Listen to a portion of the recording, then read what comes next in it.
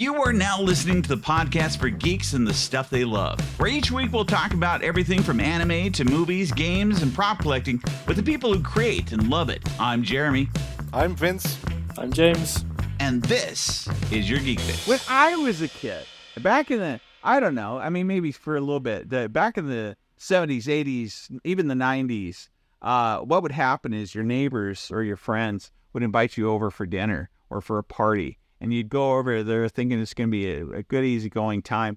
And then they'd bust out a slide projector or their VHS tapes of family vacations and things to show you something, a big presentation of photos and things. Now we spread it out. We just spam our friends a little bit each day using, different social media. But at the same time, I recently got some pictures of myself from back in the day, and so I'm kind of calling this photo proof that we're geeks, and also kind of playing into, I mean, honestly, the stuff that I'm doing now and that I'm interested in aren't any different than these pictures. It's still the same stuff, the same themes. This one right here, the photo that I have up right now, this is actually from one of my birthdays. Back then, there's two things that I cared about at that point in time. Soon after that, there would be a third, which would be Indiana Jones. But Superman. Obviously, the first Superman, the second of the Cracker Jacks, right? Yeah, that's right. Cracker Jacks is the other one. Every day. Off camera. My Jeremy teeth always... were gone. This is back in the good Cracker Jacks days. Back in the old days, they used to have really good prizes inside Cracker Jacks. Like you bust open up the box, and there was actually something cool inside of it, and like something that you actually would do stuff with for a while or play with that were collectible and things like that. But Cracker Jacks is a big deal, but it was also expensive, I think, because it seems like I can never convince my parents to buy it very often. But then, there's, I guess for those that can't see, this is a picture on our kitchen counter. Has the original Superman, not the original Superman, sorry, Christopher Reeve's Superman, a toy that I got, a figure that I got, about 12-inch figure. Also cool. Clothed, so this isn't plastic either and painted. This is, actually you had all the fabric stuff and everything. Then you had a Star Wars coloring book. I don't know, painting. It was a paint by colors kind of thing. Dip dots is what they called it. And then the thing that you put, the book where you put the machine on top of it would read it to you. And then that helmet. The helmet's pretty important. Because I had the helmet until I graduated high school. I used that helmet to make a full-sized robot at one point in time that sat in my room for like 4 years. So, I mean, like, this is a big deal. But at that point in time, definitely, the thing I can say is that Superman was a big part of things.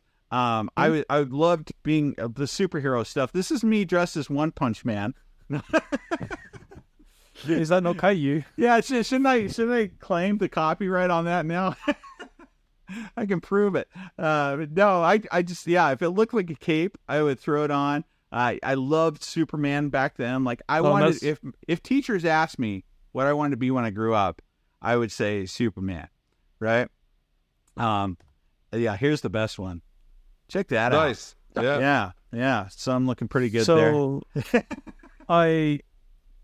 I'm trying to understand what the other two are supposed to be. Like, obviously, I'm guessing mice. I think these are mice, and then a witch. Yeah. Are you talking about the one in the background wearing a cowboy outfit? I was talking about the mice because I was trying to think sort of what theme, like, because I'm guessing obviously you're Superman. I'm guessing the witch is from like it's just Halloween. It's not. We're not working together on this picture. Right. It says SB on it though on the front by both of them. Oh, there you go. Yeah, that's true. So look at that. So this isn't a recreation of that famous Superman comic where he works with two mice and a witch. It's actually, SB's probably the name of Detective Comics number 85. Yeah. Well, special edition. Yeah. It happened more than once where my parents would make a costume. Like, my mom made me this costume, right? Back in the day, you'd also get these kits at, like, the fabric stores. And so, and so she, Yeah, she made me this costume, which I loved. And every day I wore it. Every day. I'd go out. I tried to wear it to school, and that didn't fly. But at the same time, every day I'd run around the neighborhood because, of course, in my mind, I was Superman.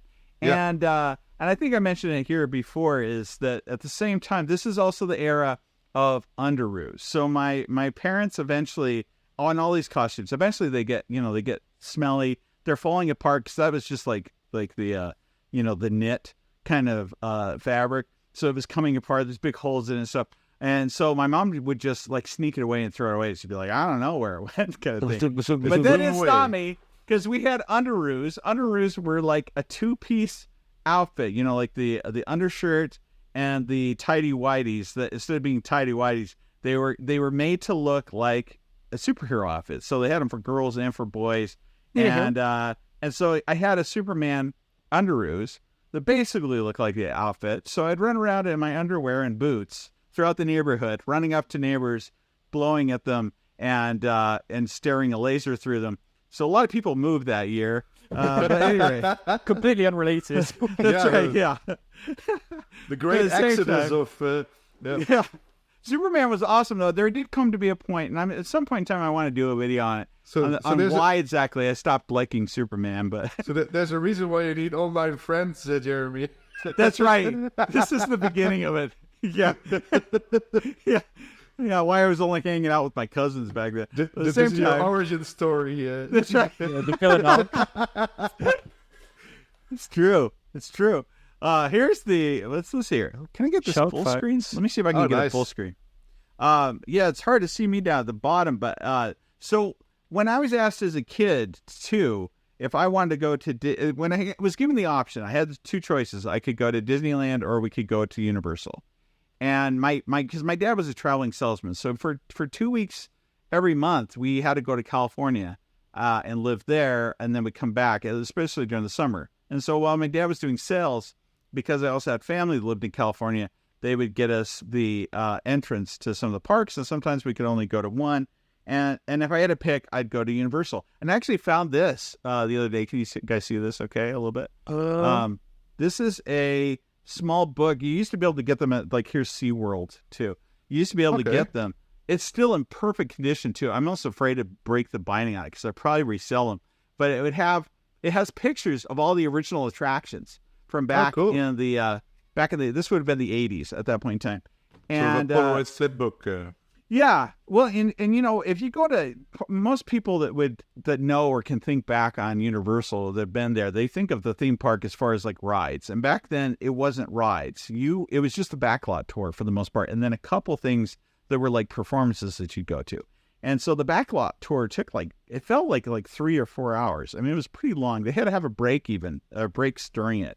And, so you actually got to go back and see, you'd go into the actual prop room. You'd go back into actual sets and things like that. Wow. That was the whole thing. Mm-hmm. And here I am with Jaws, for example. Here I am on a chariot, stuff. There I am with David Hasselhoff. Look, there he is. David Hasselhoff. We're just hanging out. He's a bit thinner than I know, right? Yeah. So shiny, too. He probably always so shiny. That's why Germany loves him. He's just... Yeah. It's a shiny man. Yeah, I'm standing next to, of course, the standee right there, which was just outside of the best part about this. And if you watched our interview with Yost, you probably got to see some of these pictures.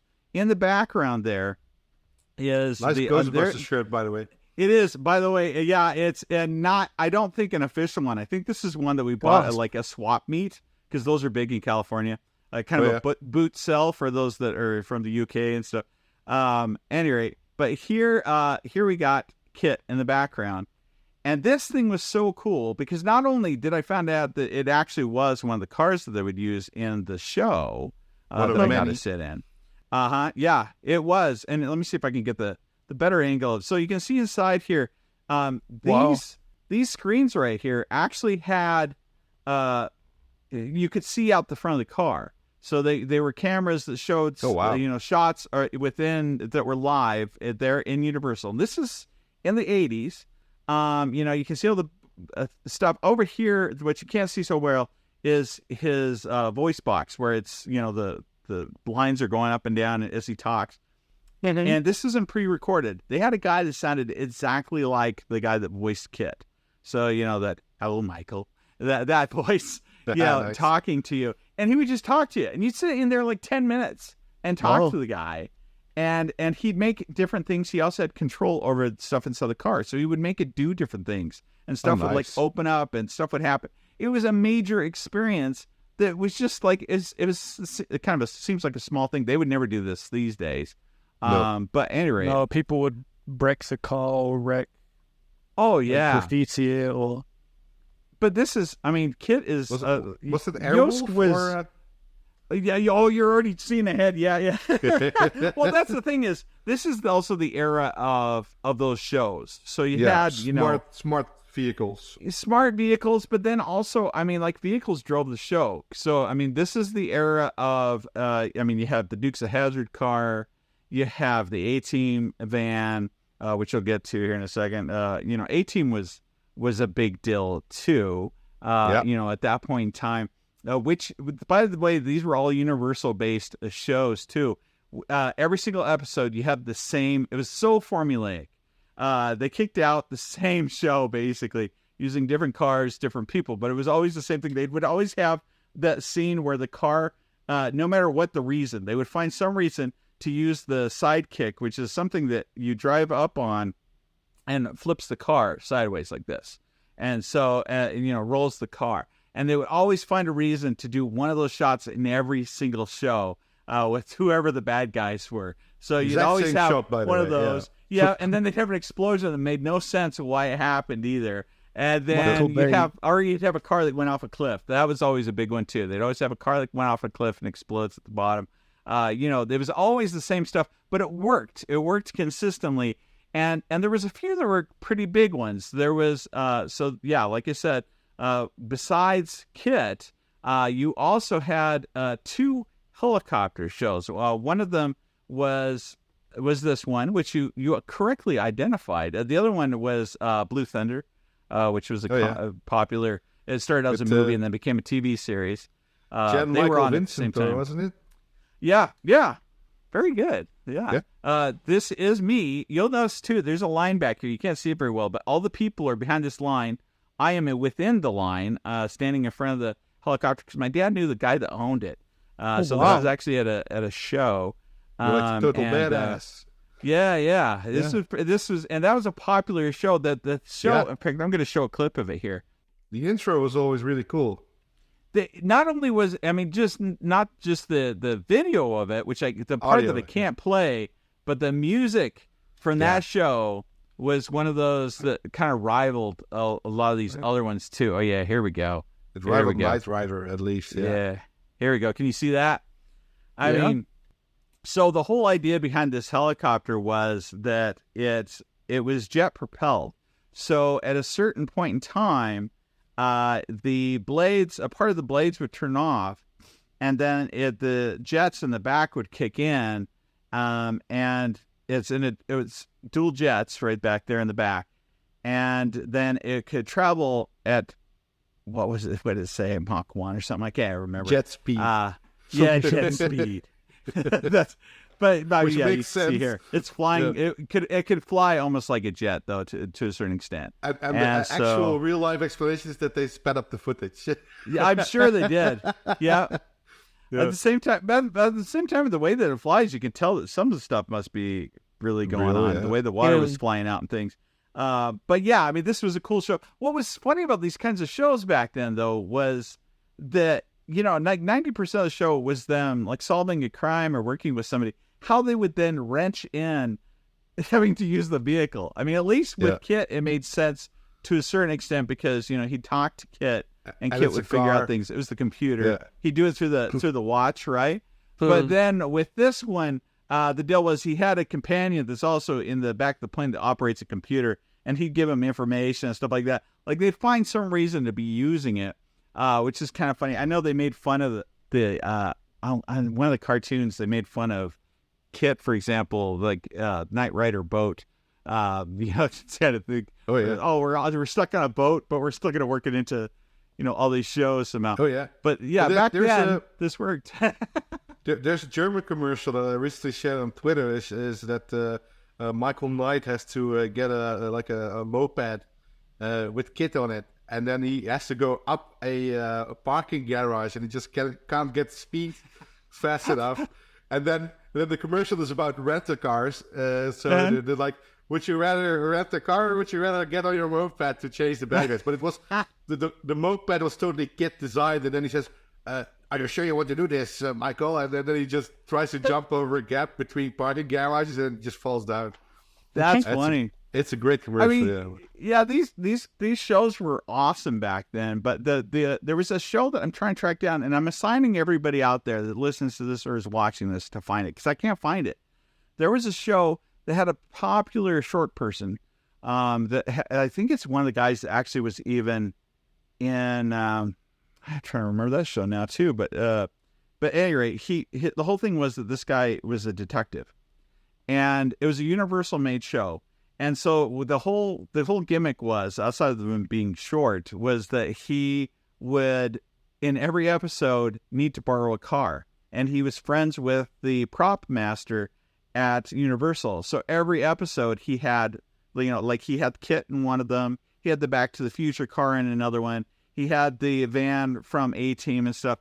And so in every single one, he'd have something that he drove. I can't find it. So if you can find that series, I really want to watch it.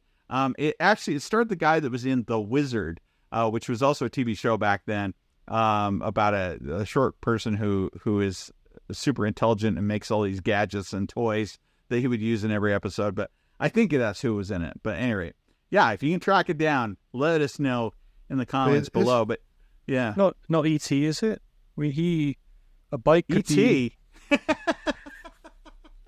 The extraterrestrial one? Yeah. Wait, what do you mean?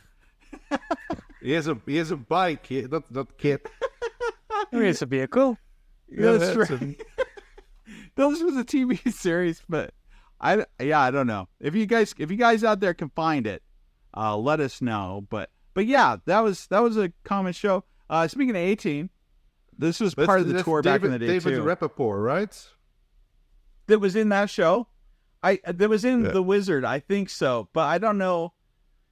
I don't know. Time Bandits? No, but he was in Time Bandits. Yeah. The Yeah. guy was definitely in Time Bandits. I don't know which one of them it was. I can't remember. There's a TV series called I remember he had an Amazing English accent. Stories. Yeah. But it's hard to find. I've tried before, but yeah. If you I mean, could, this is one of the cars that he drove, technically. That I am, by the way, in this picture, I am actually lifting that vehicle. No joke. Like, this is an old thing that used to be at Universal. Eventually they changed it from being the A-Team van to another van. But while you were halfway through the tour, when you were going to the restroom break, they had this van. And one side of it has hydraulics and a lift on it. So, and it is still heavy though. I remember it was really hard to do as a kid, but you could lift the van. So you had to do it this way too. You'd kind of get into a certain position and then straighten out your legs, and it would lift behind you, and you'd hold it up to get a picture to show how strong you were. But yeah, there I am lifting the A-Team van at Universal Studios. Don't mean to be rude, Jeremy, but it's not perfect form. No, it wasn't. It wasn't a good deadlift. This is why I had to end my my professional career as a lifter. As a lifter. And the drop, I just dropped it too, so it bounced. Yeah, but at any rate, this is Johnny 5. Oh, I think yeah. a lot nice. of people. I had to show it to my kids recently, and I was like, you must have heard of him. Like, you must have seen this show some point in time, right? And they're like, no, I've never seen this before. And there's 2 shows, there's 2 movies. Yep. And there's a little bit of controversy because, there was an individual in it who's actually a pretty famous actor who played, who's white, who played an Indian guy. And it kind of brought a lot of flack to it. But on the flip Back side, then, I didn't register that at all. Yeah. yeah, no. In fact, even people that I know who are Indian, and I think a lot of people on YouTube and stuff too, that when they're reminded of it, they all remembered. I think there was even one guy that said, I always wanted to grow up to be an actor because of that guy, and then they found out he was just a white guy. They were like, oh my gosh, like I can't believe it, even back then. But anyway, but yeah, that's right. Yeah, I loved that show though, and I wanted to build one. And the thing that threw me off too, I think it was in the second episode or in the second movie at the very beginning, they are selling small, like 12-inch versions of Johnny Five that are running around, and they're radio controlled and stuff. I'm like, I want that, and they never released it. And I've seen recently that there's this group that makes them. They don't move around, but they're posable, fully articulating, and that you can decorate stuff. I saw it on Tested actually recently, but and the artist went to prop store and saw the Johnny Five, right? Yeah, the actual, and this is him actually. This is at UCLA was where I took this picture back in the day. I think I'm like 12 or 13 there. But it incorporated like actual military grade and medical grade hydraulics and stuff, so it was relatively expensive to replicate. And he was he was actually remote controlled and stuff. There's two versions of him. There was a puppet version, and then there was the one that drove around and they could move and things. But yeah, this is one of the first actors that you could say actually was, truly, in a lot of ways, he was a robot. But at the same time, I love that there's this laser right there and things. So if you haven't ever seen it, Short Circuit is the name of it. Short Circuit 2, both of those are, great movies, classics in all truth. That you gotta check out. You gotta see. The most 80s you can get, basically. Yeah. It is truly, and I love it. We'll have to ask, in our next episode, I was going to mention a little bit more, but we got somebody that watches this channel that has been in about every classic nerdy movie that you can think of. I would be surprised if he was in this too, but at any rate, and then somewhere behind the curtain. Yeah. Yeah, right behind there. Right? The person on the left with the shoulder bag. There you go. This, if you watched my Ghostbusters when I did the Ecto one, I told a story in that one, and which I'll give you a little flavor of. I was hoping I could find these photos, and I didn't really have them until recently. So that's why I'm kind of showing these.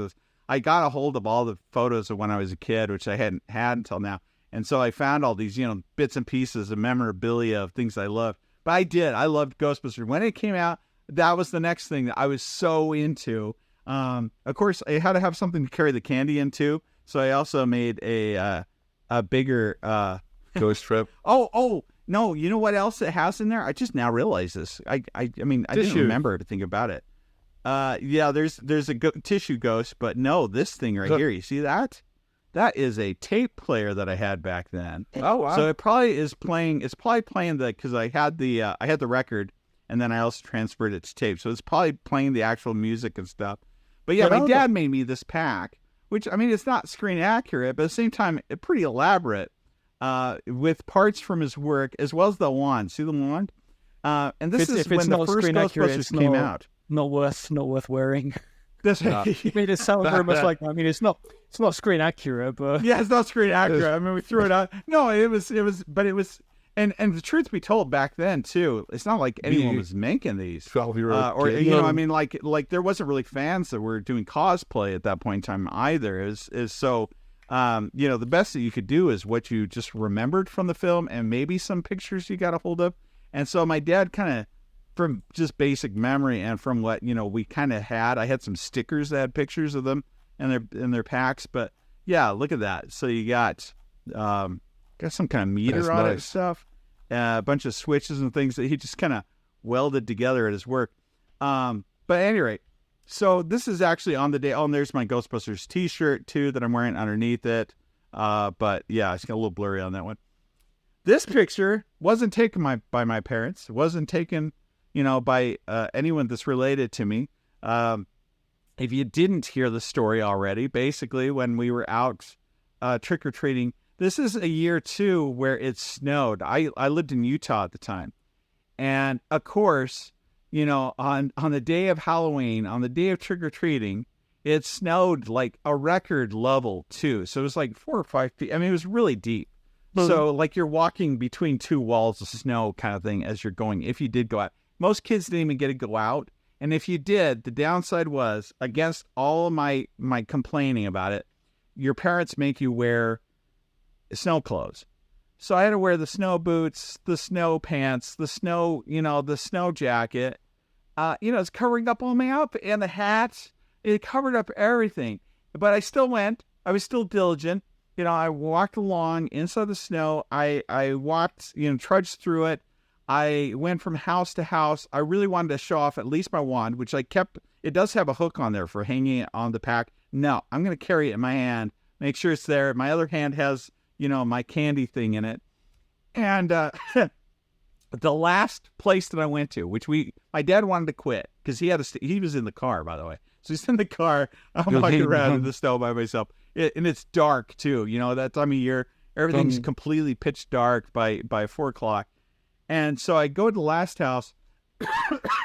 I walk up the stairs, these snow-covered stairs, these icy stairs, get to the very top. I knock on the door, and this guy answers the door, and he's like, oh, what? He looks at me for a bit. Again, I've got snow clothes on, and they're this thing. And he's like, what are you supposed to be? And I said, I'm a Ghostbuster. And he's like, oh, do you mind coming inside? and I'm like, my dad's out in the car. Stranger danger. Stranger danger. Stranger help! I've got a ghost in here I need taken care of. Yeah. I got something. This is the other part. He also said he had something to show me in his basement. Yes. So I'm like, I don't think yes. So. And he said, look, it's okay. He said, it's okay. Go out and get your dad. Yeah. He said, go out and get your dad, bring him back. But I have something that's going to make it worth your while. So, if you want to go get him, come back up. So I went back down the stairs. I go and get my dad, and my dad's like, what do they want? Because he's anxious to go home too. And he's got to find some place to park. There's no place to park. So we go back up to the house. And the guy welcomes us in. He's like, sorry, I wanted to get some pictures of you because I want to send them to my sister. Again, sounds a little wrong. Yes. This story, without the context, really doesn't sound great. Then afterwards, after we're done taking the pictures, we'll go down to my basement and I'll give you something. But anyway, so... That's where the best stuff is, in the basement. Yes. Yeah. But at the same time, so he starts explaining to us the reason why, I want to take a picture of you and send it to my sister is because she was in Ghostbusters. And we're like, oh, really? Like, who was she? He said, she played the dog. Or like, what? What dog? Yes. Can we go now? Yeah. And what I didn't realize is and now, by the way, so in the end, it turned out his sister was Sigourney Weaver. Wow. This is her brother, who actually I would know for years. In fact, he still lives next to my dad. My dad knows him still, and his family. And we even went and saw Ghostbusters 2 with his family. And so that scene where she's gets into the tub with the baby, he was freaking out about that. She's been in worse things that way, but at the same time, he's like, oh my gosh. He calls her Sig. They're like, oh geez, Sig. But anyway, she bought him a car for his birthday, things like that. But anyway, so kind of cool. But on the flip side, so he took this picture. This is actually one of the 2 pictures that he took. I have the other one. I couldn't find it last night when I was scanning these in. But this is a picture that he took, and he sent it to Sigourney Weaver. Yeah. I can't show you the other ones. No, he took this picture and the other. The other one was front view with the pack. I think he also took one of the back of it. But at any rate, so that was taken by Sigourney Weaver's brother and sent to Sigourney Weaver somewhere or at some point in time had pictures of me in my Ghostbuster outfit. So that was kind of my claim to fame at that point in time. Oh, and then the same story happens though. So again, at that age. And probably for years, I was a true nerd. You could tell by the socks and looking back at this picture, check out the slicked over hair, the tucked in shirt to my tight shorts and long socks, I was definitely a nerd. So, I mean, like, yeah, for years, I had no problem with wearing my outfit and wanting to, you know, and play Ghostbusters all the time, which now is totally normal. Is fine for me, you know, if you've seen me doing videos and things or going to a cosplay thing. But eventually this also, my parents are like, nope, we're getting rid of the pack. You can keep a piece of it. They let me keep the wand. So I kept the wand and I'm like, that's fine. I'll just make my own then. So then I took some styrofoam and made another pack, connected it to the same, so that's the same wand, right? Yeah. This is me and my grandparents' place. But yeah, so 19, that's my version of my slideshow to introduce you to who I was back in the day. That's proof that I have always been a nerd. If you guys have pictures of yourselves, I have one. Now I feel like we have to preface it again. I feel like I've got too many minds out there that think the wrong things. Pictures of yourself in cosplay or at theme parks, things like that, stuff that doesn't exist anymore either. I'm going to show some pictures during the video from this. You know, one of the coolest things I liked back then, by the way, speaking of the A-Team, you know, one of the shows that one of the guys was in was Battlestar Galactica.